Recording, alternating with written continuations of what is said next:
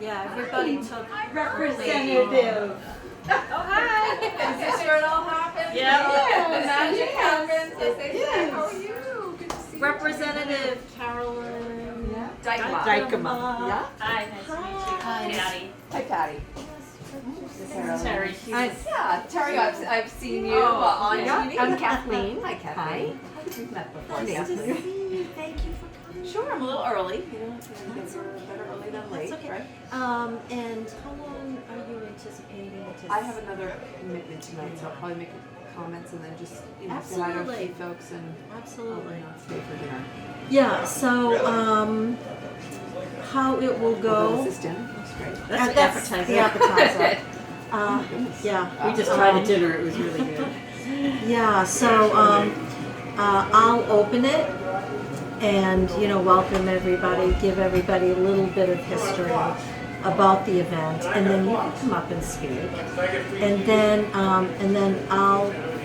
I can start, I'll wait to serve because Is there somebody else? I saw there were kind of a number of town folks. well, it's funny because I'm not sure exactly from the town who's going to be here because we speak primarily at the end. Chuck Joseph is going to attend and he's going to put on a presentation on the history of Hopkinton. Oh, Yeah, so that should be good. is that new this year? Or is that? It is do that new. last year? No, he couldn't make it last He year. does a great job. Oh, yeah. With his Yeah. presentation. Hi, Steve. Oh, you're shooting. Hi, Chief. Come on in. Stop talking when that thing's there. Say hi. Steve Slimmon, Chief Slimmon. That's nice it. to see Now the you. pressure's off. Good to see you. Thank you very much. Oh, Appreciate nice to it. see you again. Thank you for taking care of us. Yes, well, Got a lot going. great idea that. Good to see you. See how it goes. Very well.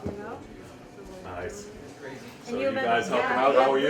We're the working. Yeah. Well, thank you very much. Yeah. Appreciate you doing this for us. Appreciate you I think guys. you've got quite a meal. All right. I think I got some meters coming. I just heard quite a few heads coming, so that's good. Great. Yeah. Deals, but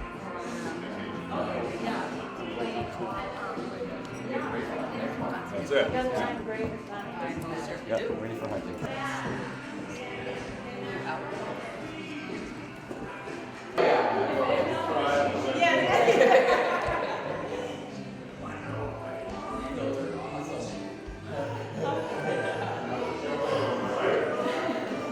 What's happening?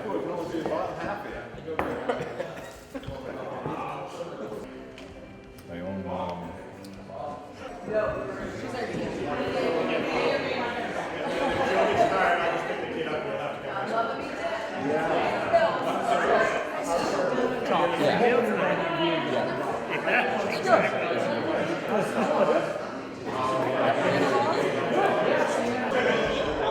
I get it.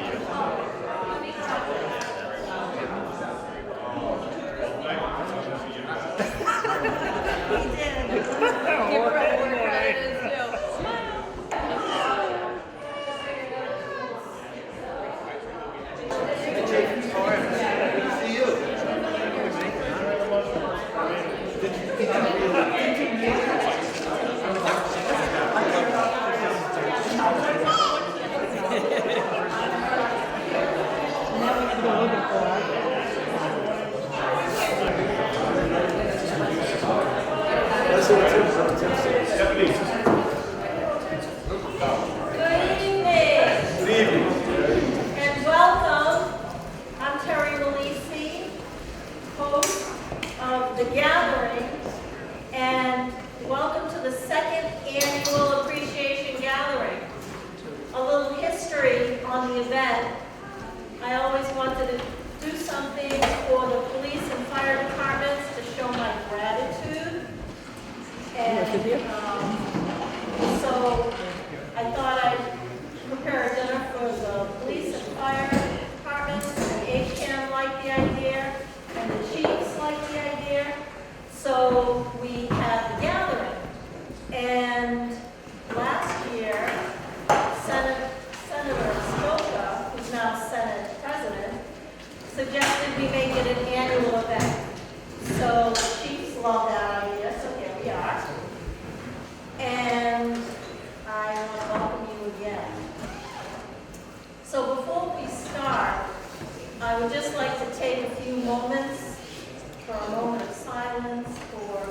those past first responders who are no longer here.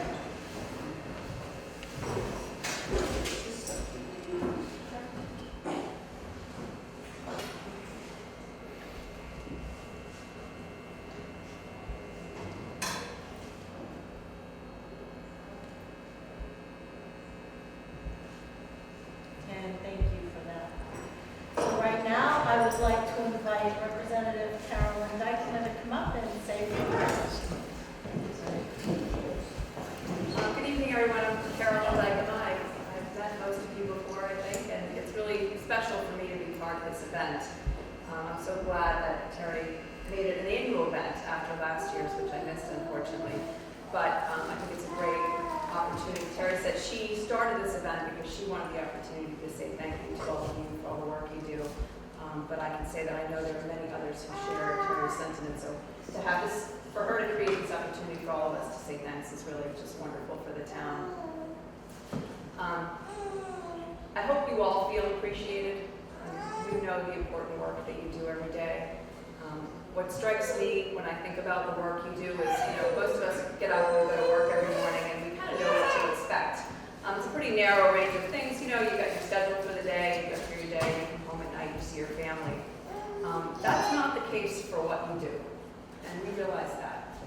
What may start off as a routine day, or you know how things are going to go, at any moment things could go very differently than expected, and not always well. And you all are there every time you're called to do what needs to be done and to keep people safe and to sometimes deal with some real tragedies.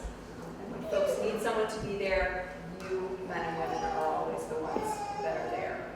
And when there is a tragedy, you provide a priceless service to this town and to the family that's impacted.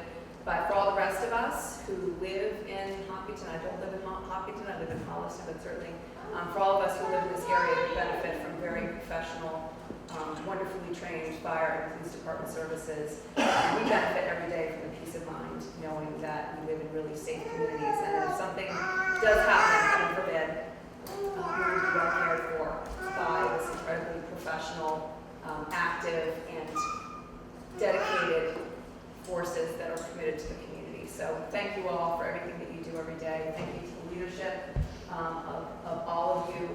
And it's just wonderful to be a part of this event. I'm so glad that it's an annual event. I hope to be here again next year. Great, wonderful. Thank you.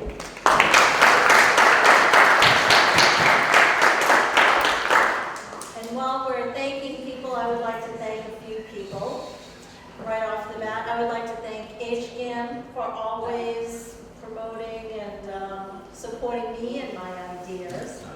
I would like to thank Chief Edward Lee, who was my sous chef today, and he was instrumental with his assistant, Anne-Marie, in making the delicious portobello stuffed mushrooms that we'll be having.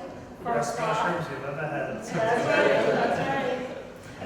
I would like to thank the Faith Community Church for letting us use their kitchen today, Woodville Run Gun Club for tonight, Patty and Kathleen, and Matt, and if there's anyone I forgot, because last year we all know I forgot the most important person, Patrick, and I'm still never forgetting that. So let's hear it for Patrick. Definitely. Second place.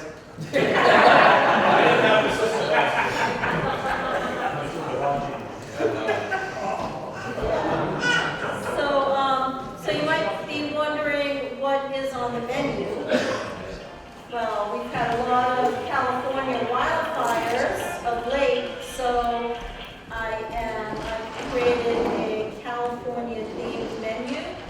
So we'll be having portobello stuffed mushrooms with pork loin skewers, California chopped salad, then we'll be having calabella chicken with oven-baked brown rice and oven-roasted carrots, and we'll be finishing the dinner with an earthquake cake.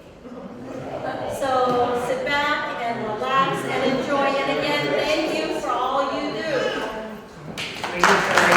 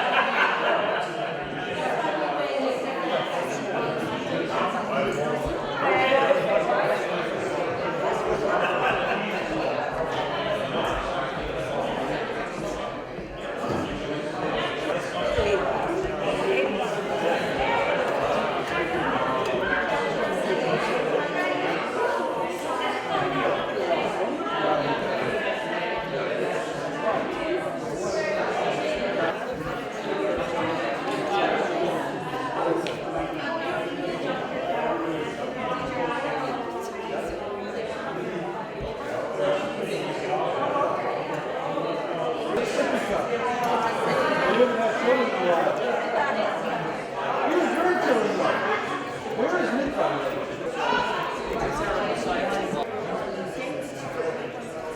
yeah, I believe it now. Oh, yeah.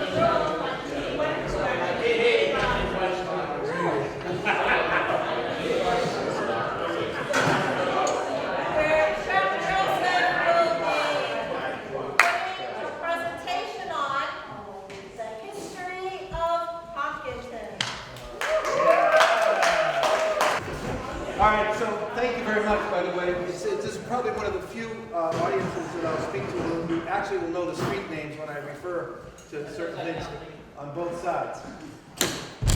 Tim's the police officer. He's not. Well, I did stay the holiday Inn. That's right. So you're going to get the history of Hopkins in 20 minutes, all right? We're going to be, I know we're on a short leash here, but I wanted to just, I drafted my wife here because she has no idea what I do when I do these talks. And just, when I go like this, just change the slide, all right? So this is actually the leather cover of a phenomenal book that was published in the 1880s about Hopkinton when Hopkinton was in its first heyday. We are now in its second heyday. There are two of these. One was at the library, and I spent quite a bit of time there going through all the stuff that was there. It's a long story. But anyway, then this little old lady came up to me one day. She goes, I have one of those.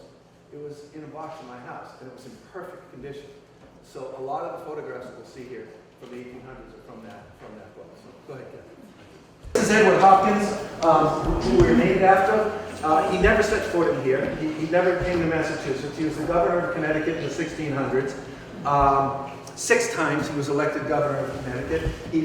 Everybody came here for religious freedom when they first came. That's why he came here in the 1600s. There's a whole story about him. I won't get into all of it. He goes back to England when he's about 50 years old. He gets called back because they overthrew the king. He was in favor of overthrowing the king, so he goes back and becomes a vice admiral of the Navy, and he dies unexpectedly 2 years after he goes back. He's still governor of Connecticut in England when he dies. It's not really that important, except he leaves a chunk of money. Well, actually, we don't know that. His wife outlives him for 50 years. So they don't know what's in his will until 50 years later. All right? And then he dies, and then they find out he left a bunch of money to educate ministers to spread the word of Jesus Christ in the New England. So now in England, they have this chunk of money, they don't know what to do with it. So he was married to a Yale, of Yale University. Harvard and Yale are the only 2 schools here at that time. They fight over the money because they want to have the money to educate ministers. As usual, Harvard wins. Harvard gets the money. I'm giving you the real abbreviated version. Okay? Harvard gets the money, and they say, all right, how are we going to be paying for all these young men to become ministers? I know, we'll go buy land and rent it out. Long story short, they buy Hopkinton. All right, they buy the whole town. They buy it from the native praying Indians who lived here and had been converted by a Jesuit priest. So they own Hopkinton, and they rent it out for $0.01 an acre a year. All right, and farmers, nobody wants it because other people come and just get land for free. So we're not going to spend a lot of time on this, but if you ever want to know, there's a much longer story to it. And then July 13th, right after July 4th, July 13th, 1776, you're reading these notes, and all of a sudden it says, we call this town meeting in the name of the United Colonies of the American States. It's the first time they did not call town meeting in the name of His Majesty the King. Go ahead. And then in October of that same year, it's the first reference where you say, we call this town meeting in the name of these United States. And when you read it, you get goosebumps because you realize they just threw the gauntlet down. There was no turning back after this. And this is the Reservoir House, which was a big hotel. And if you go one more, you'll see what's there today. All right? So that's where the Reservoir House was. We're in the center of town. There were 11 shoe factories at the height of the shoe industry in Hopkinton, and we were producing 6,000 pairs of shoes per day. All right? And that's why you have the railroad, the old railroad, you know, the Center Trail and Hopkinton. Is it Hopkinton Lumber? Yeah, Hopkinton Lumber. All right, the railroad station that's now down at the Edge House used to be there. You'll see a picture of it. We actually had our own currency. We were powerful enough that our banks had their own currency, and if you look at the imprinter on it, it's of the shoe industry. And that was how powerful this town was becoming. Which, by the way, if you get a chance, you can take a look at this when you leave. This is a sketch that was done of the town, which is amazingly accurate. That was done because we were a player, if you want to say, back in the 1880s. We were a town to be reckoned with from an industrialization standpoint. This is the original town hall on the same site that today's town hall is on. The bottom floor was rented out as stores, retail, and upstairs were the offices and the gathering place for town meeting. Go ahead. That burned down in 1872. They built this second town hall right here, which was a beautiful building, on the same spot. All right? And that building lasted, I think, until the fire of 1880. We're going to be talking about fire. It seems a little appropriate, but we're going to be talking about fire in a minute. This is a really, really high-quality photo. If you look at this, you can see the hitching posts of the horses, but you also see an electric line coming in. So this is right around 1900 when electricity came to the town. Good. And of course, that was when it was first built. This was in 1902. Going through the town meeting notes, we think our town meetings were contentious. You should have seen these guys about whether or not they were going to build a wooden structure or a brick structure. Well, two wooden structures had burned down, blah, blah, blah, blah, blah. And they ended up deciding to go with the brick structure. And they funded it through local citizens. Flash forward, there's that U on the left-hand side all the way up to the roof of the building. So that building has been there since 1902. Of course, recently it has just been gutted and renovated. Go ahead. So the 1715 over one window, and then the next one is the 1902 when they built the structure. Go ahead. And these are just photographs of the recent buildings that have gone up at the turn of this century and into the early part of the 21st century. So we've done a lot of building. Go ahead. The thing I want to make, so when I give these talks, everybody, the photographs are always of buildings. This town, and this is what I really like to stress to you guys, because all of you deal with the people of this town. And you deal with the buildings, but you deal with the people. This town, when I got here in 1975, I was really indoctrinated by some of the old timers back then, and they taught me that this town was different. And I now own a company where we work in 28 different towns, and this town is different. And that's why I chose to move here. I chose to raise my family here. There's something about this town that's intangible, that's hard to put your fingers on. And it is about the people. It is not about the buildings, even though I always talk about buildings. It's about the people. All right, thanks very much, guys.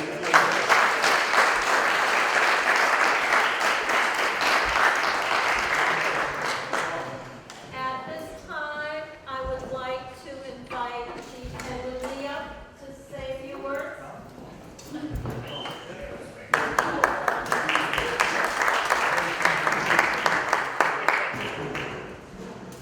I'll make this quick because the Red Sox are on.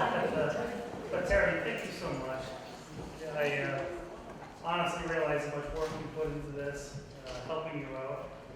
My back's killing me from looking at chicken out of the oven 15 times today to make sure it was right. But one thing I gotta say is that we have a great relationship with police and fire. I came from another community, police and fire, always didn't get along.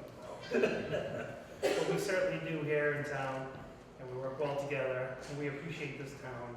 I've never seen a town that has such commitment to public safety, and we're just happy to be a part of it, and again, thank you. I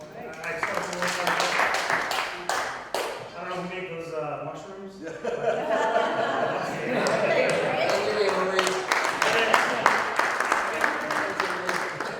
I think that little history lesson, that was awesome. And I think that's something that, before we start all the shenanigans at town meeting, you should make that presentation in front of everybody. Kind of bring people together. I'm just happy that the police department had no negativity on it. We're sleeping.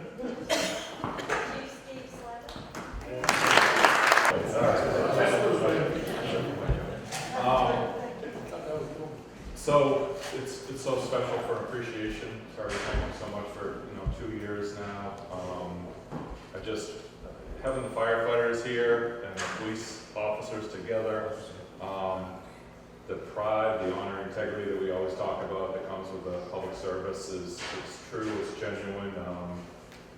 Just if I could even say a little story to try to compete with Chuck Joseph on his good telling, but after 9/11 I was out, nobody gets to laugh here, but after 9/11 I was out jogging up to high school one day. And